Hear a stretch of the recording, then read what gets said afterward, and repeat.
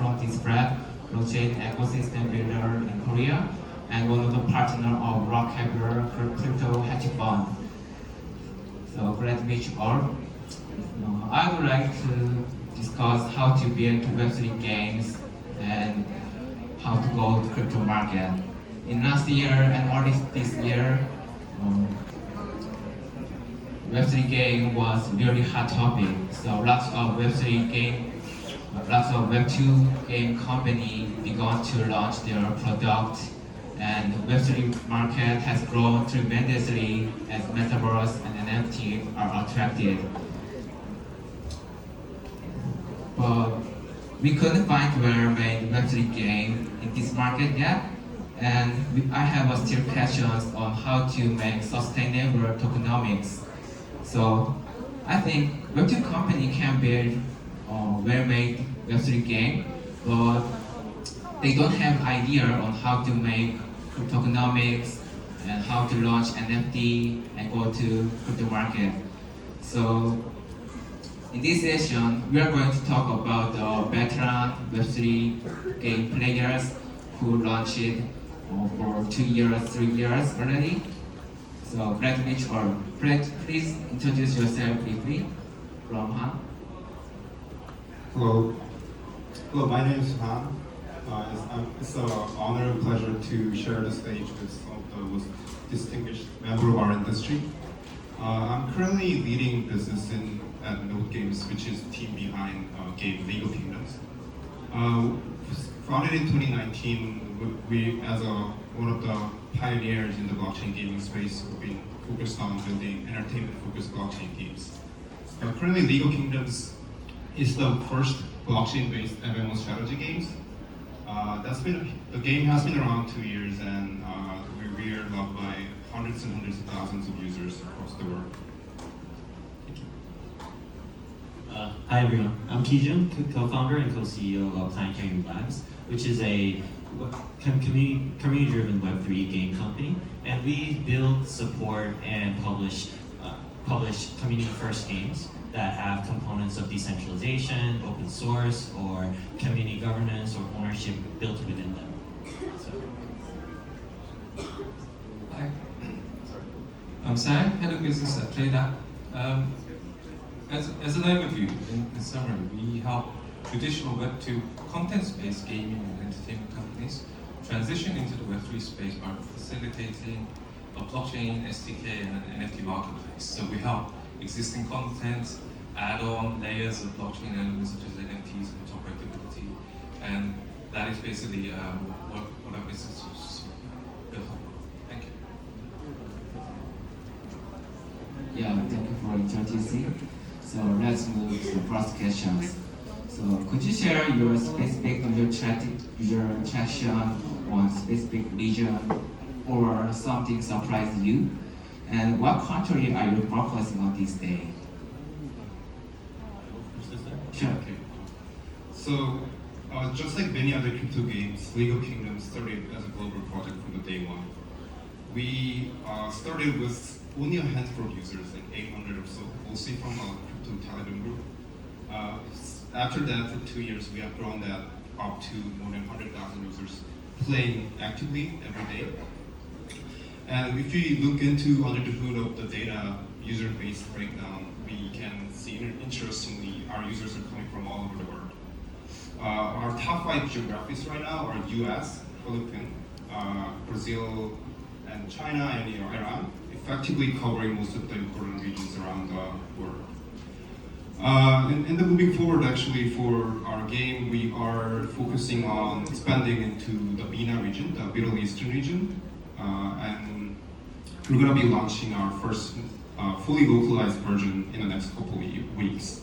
We're bullish about the MENA region because the strategy game is one of the most popular genre in the region, but at the same time, MENA, the Middle Eastern region, currently there's no Web3 game. So we're basically going to be it's untapped market, so, and we're going to be a first penguin there to take the market share and also grow our Web3 gaming community there. So for our end, so Planetarium Labs is publishing 9 Chronicles, which is a little bit different. It's a fully 100% open source game. Like everything from the content, everything is on GitHub.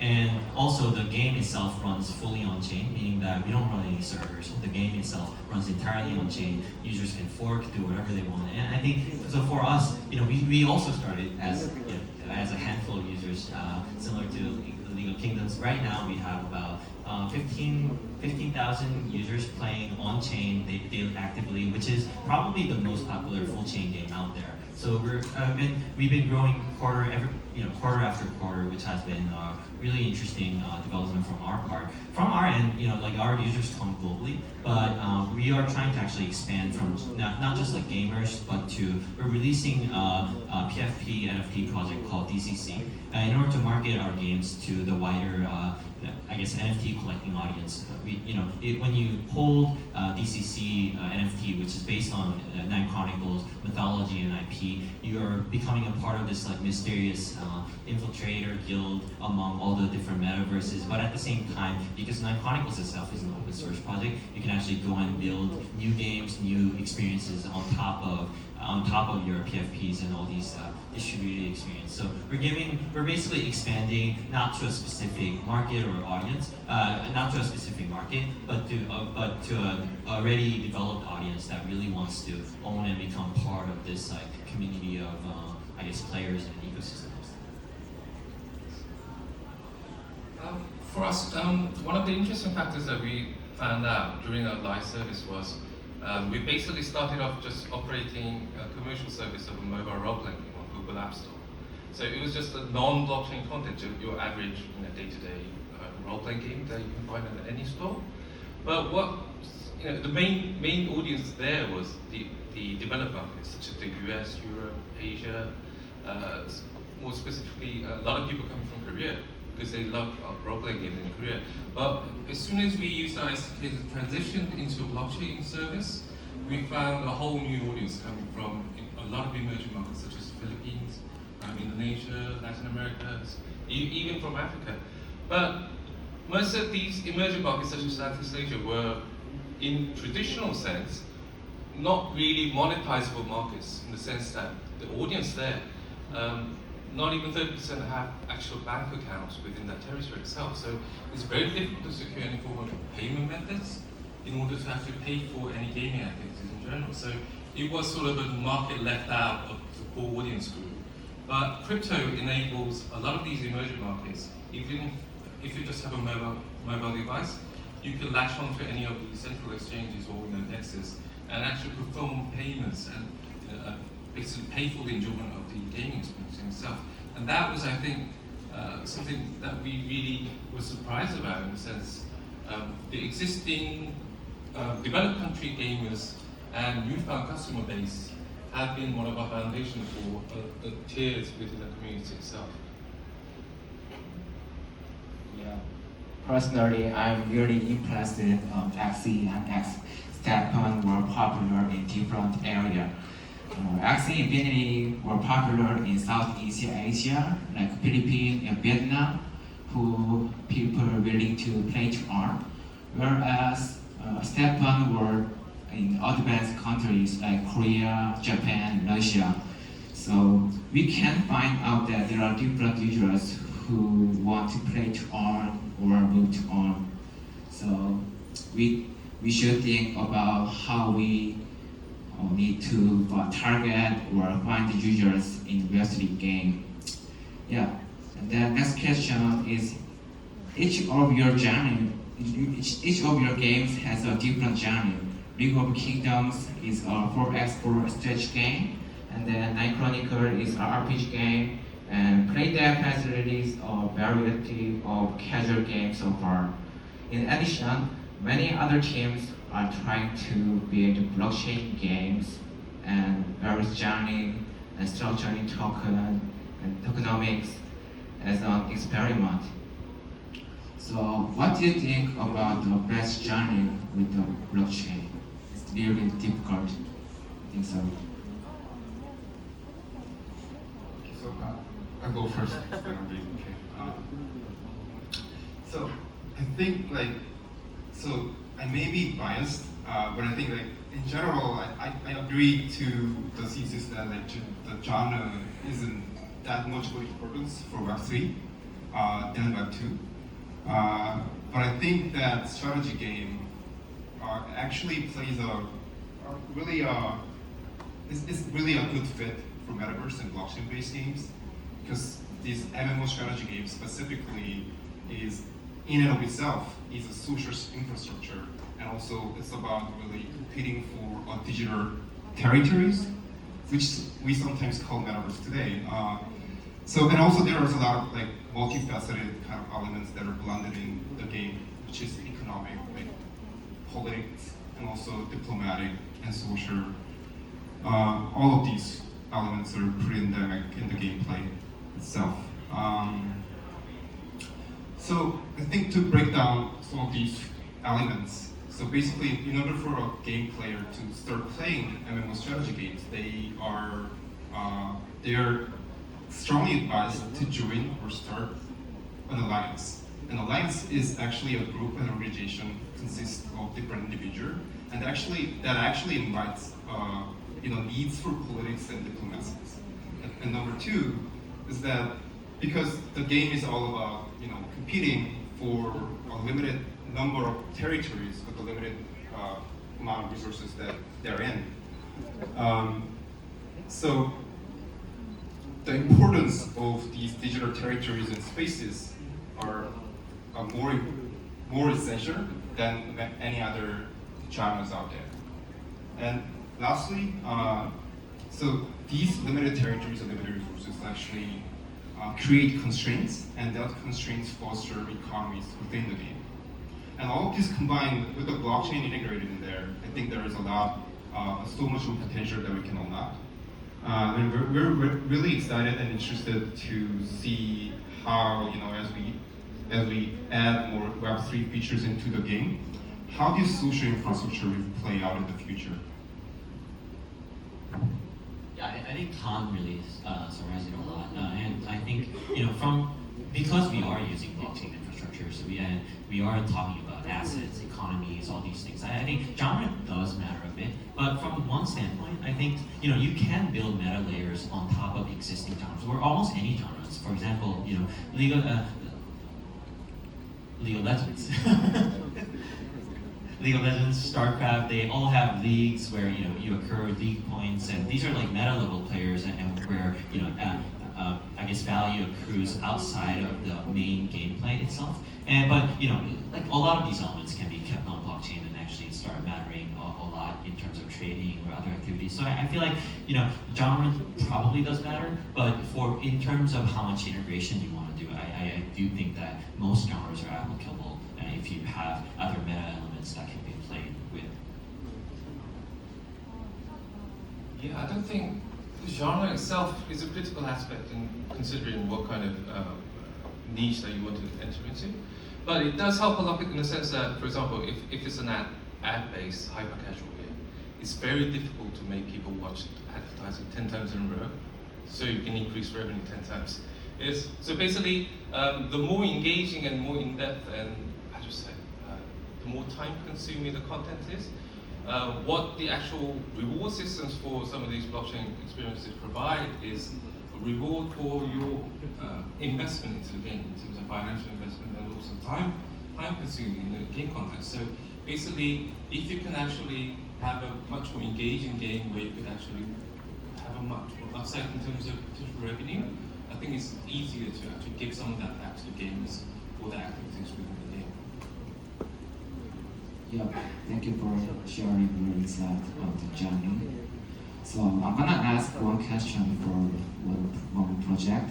So PlayDapp, I understand PlayDapp has been released its own SDK and providing technical support to Web2 companies to help blockchain business beyond simply releasing just games. And you also released a metaverse platform recently. I think you are playing an important role in middle on Web2 and Web3. What's the biggest problem in Web3 are you focusing on to solve, and what's the ultimate goal of the PlayDapp? When we were talking to a lot of content developers, game developers, entertainment companies, first, I think the most obvious question and the most frequent question I got was, so where do I make my tokens? And how do I list them, etc. But I don't think that's the fundamental question that they should be asking. Is how do we attach a globally transparent and transferable value element to the entertainment contents? And that's basically what we're trying to provide to Web2 companies. So what we've encompassed the front and back end blockchain layer is basically we provide everything in a single browser environment.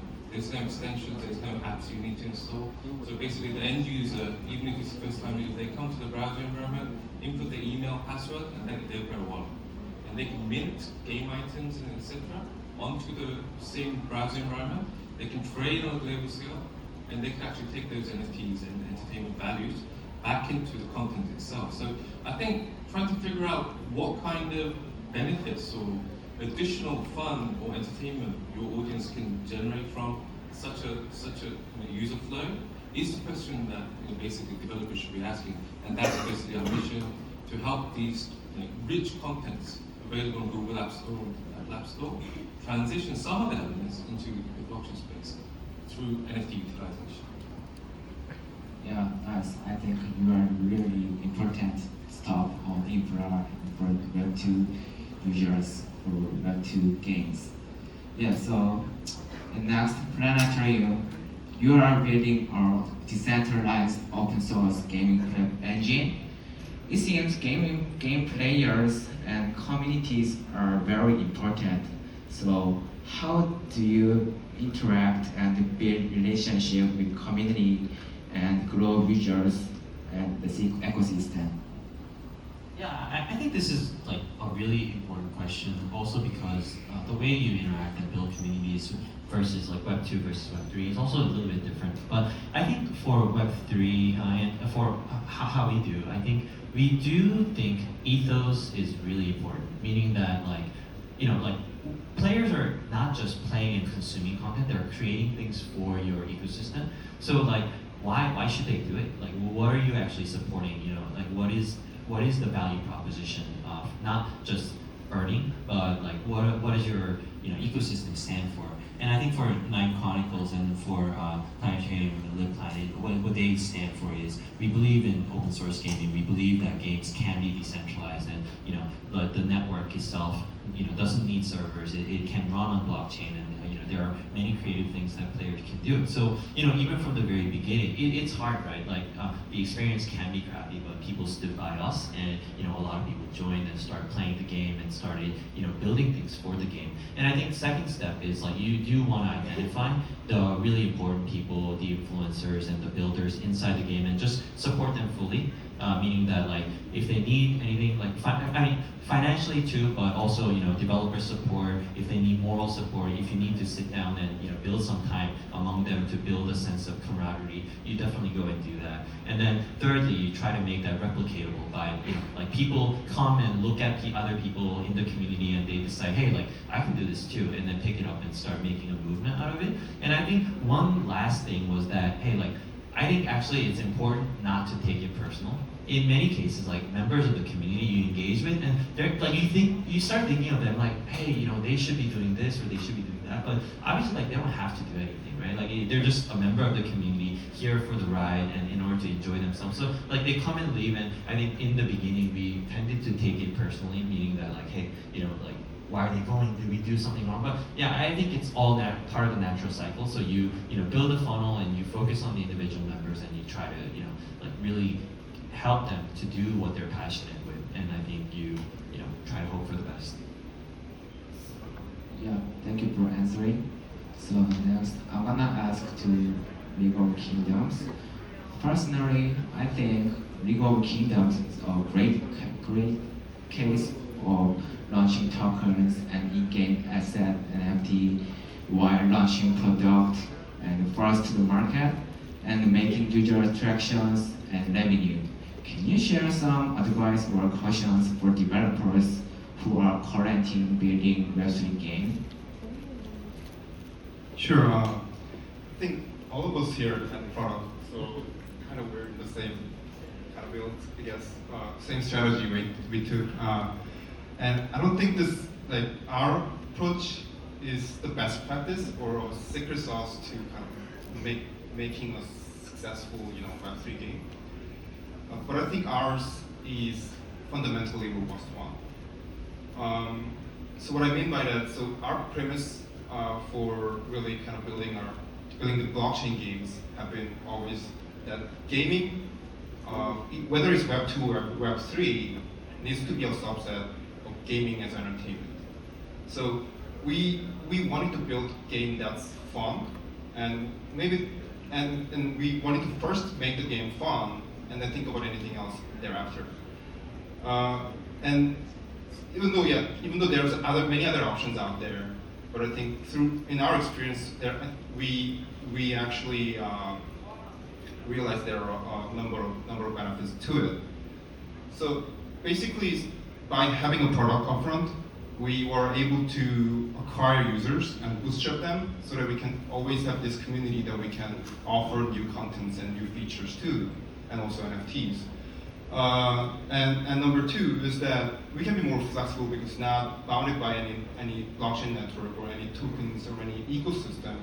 We could actually make our own decisions based on the actual user pain points, and actually we start from identifying user pain points and then start exploring for blockchain toolkits which can actually more effectively address that. And lastly, I think product first has less of the distractions. Many of the projects out there which minted their tokens and NFTs first, they got the early liquidity, so they have less of a concern in terms of financially. But at the same time, these retail and institutional investors are really breathing down on their neck. So they are forced to spend way too much of their time in doing the IR instead of those times that could otherwise be used in building and improving the product itself, which can actually justify their long-term value. And we didn't have to go through that distraction, and that was one of the benefits, I think, obviously, yeah. Thank you for sharing your advice. It will be very helpful for developers planning to Web3 games. So we have only 3 minutes, so I'm gonna next to move to last questions. So the last question is, what are you focusing on these days in this bear market? And how do you prefer to make great performance in next cycle? So pulling through the bear market is always tough, though we are used to it. We've been through this a few times. So right now we are focusing on two things. One is fundamentals, the same fundamentals that I've been talking about. So we will continue to focus on building our product pipeline that's entertaining, but at the same time will fit in the general crypto and Web3 context. And the second thing that we're focusing on right now is actually expanding our network. What I mean by that is actually externally growing our partnerships with infrastructure providers and also play-to-earn deals around the globe, so that we can have our NFTs and our assets have more value across the general block spaces, and they can be more interoperable, more composable, and all these benefits we can unlock through in this bear cycle. I guess it's time to kind of hats on and build on.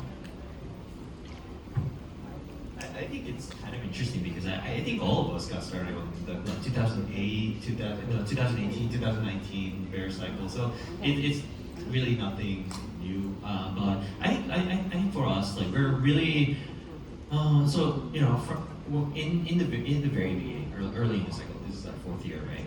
But we were thinking, like, is this gonna work? But I think we are more bullish in building a community-first company. Meaning that, like, the games that we create, they're not just like using blockchain for the community, whatever, but like actually, can they bring a meaningful change to how audiences interact with digital worlds, digital games, and and then going about it from the beginning of the product cycle is very important from us. So building tools for game companies companies to be able to engage with their game audiences, be able to implement governance into like community governance into their games, figuring out all these different tools that they need in order to engage meaningfully with the players and the communities, I think is what we're building. So, we're experimenting and also bullish on decentralized games where games in themselves live on the blockchain network. So we're pushing that as much as we can. And then at the same time, we are supporting all these different Web3 new companies with great ideas, amazing ideas, and we're supporting them with the infrastructure that we built in order to support our own users and our own communities. So we're pretty excited for the next couple of years. Yeah, I agree on all the points Kijun mentioned. So basically, coming from the traditional gaming background, it's always been the key metric for any game company is retention. So it's not really about the price of the coin itself. It's about retaining customer base and growing that community. So more people are enjoying and giving you feedback on contents.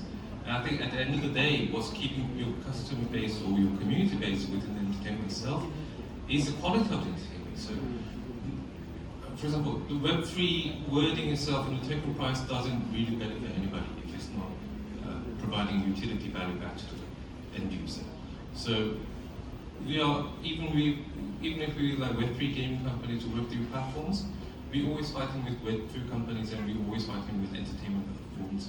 For example, Netflix, Google, YouTube.